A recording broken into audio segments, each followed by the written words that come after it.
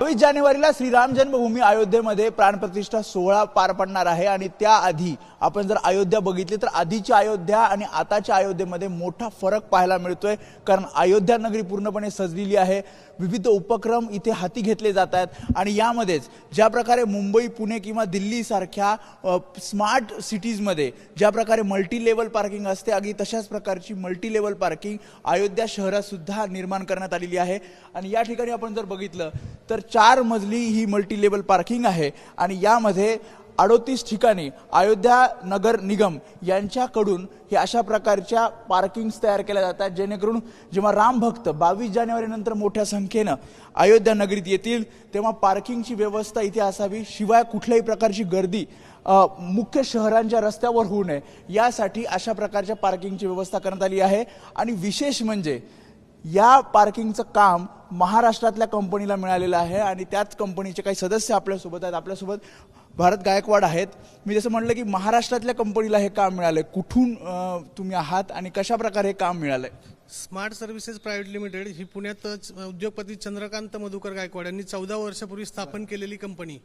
आज कंपनी महाराष्ट्र, राजस्थान, मध्य प्रदेश, तेलंगणा आणि आई वडिलांच्या आशीर्वादाने, पुण्याईने आज आम्हाला अयोध्येत काम मिळालं प्रभू श्रीरामचंद्रांची सेवा करायसाठी।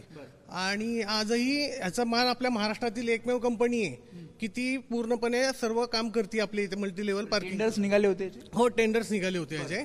कशा प्रकारे हे पार्किंगची व्यवस्था असणार? किती गाड्या, किती कार्स इथे बसणार? आता 320 कार्स आणि 1500 टू व्हीलर्स इथे पार्क होऊ शकतात। याच्या व्यतिरिक्त चार्जिंग व्हेकल चार्जिंग पॉइंट आहे, फूड कोर्ट आहे, शॉप्स आहेत, रूफटॉप रेस्टॉरंट आहे। हो, आणि आणि इथे जर बघितलं तर साधारणपणे 6 किलोमीटर अंतर आहे इथून मंदिराचं, तर मग कशा प्रकारे म्हणजे इथे पार्क गाडी केल्यानंतर पुढे कसं जायचं? इथे गाडी पार्क केल्यानंतर इलेक्ट्रिक कार आहे आणि म्युन्सिपल कॉर्पोरेशनच्या बसेस असतात, त्याच्यानी पुढे आपल्याला राम मंदिरापर्यंत जाऊ शकता। इथे मोठी गर्दी होणार आहे? खूप प्रचंड गर्दी होणार आहे। पूर्ण तयारी? पूर्ण तयारी, पूर्ण जोरात चालवली आहे तयारी इथं पूर्णपणे। सॉफ्टवेअर सुद्धा असणार एक वेगळ्या प्रकार? सॉफ्टवेअर सुद्धा आहे, पूर्ण सुसज्ज असं पार्किंग व्यवस्था केलेली आहे, पूर्ण सॉफ्टवेअरच काम चालू आहे त्याचं।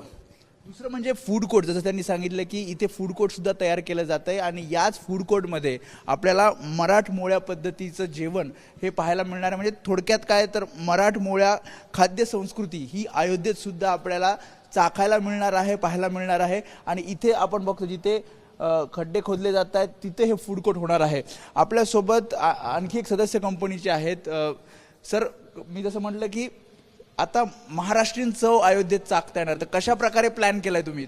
इथे 10 प्रकारचे स्टॉल होणार आहेत, त्याच्यामध्ये 10 प्रकारचे आपले महाराष्ट्रीयन, समजा मिसळ असेल, वडापाव असेल, इडली, म्हणजे अयोध्येमध्ये त्याचा प्लॅन केलेला आहे।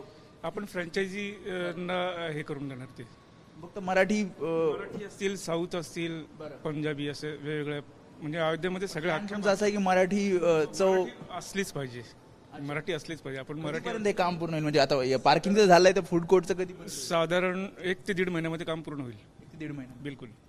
त्यामुळे खरं तर त्यांनी जसं सांगितलं की श्रीराम जन्मभूमीमध्ये अयोध्येमध्ये हे काम मिळाले, त्यामुळे ते स्वतःला भाग्यवान समजतात। त्यांनी त्यांच्या भावना सुद्धा व्यक्त केल्या आणि अशा प्रकारे आता अयोध्या जेव्हा बदलतीये तेव्हा अशा प्रकारे विविध सोयी सुविधा सुद्धा या अयोध्येमध्ये पाहायला मिळत आहेत आणि त्याचं काम मराठी माणसाला, महाराष्ट्रातल्या कंपनीला मिळालेलं आहे। कॅमेरामॅन दीपेश महाजन, वेदांतने, एबीपी माझा, अयोध्या। एबीपी माझा, उघडा डोळे बघा नीट।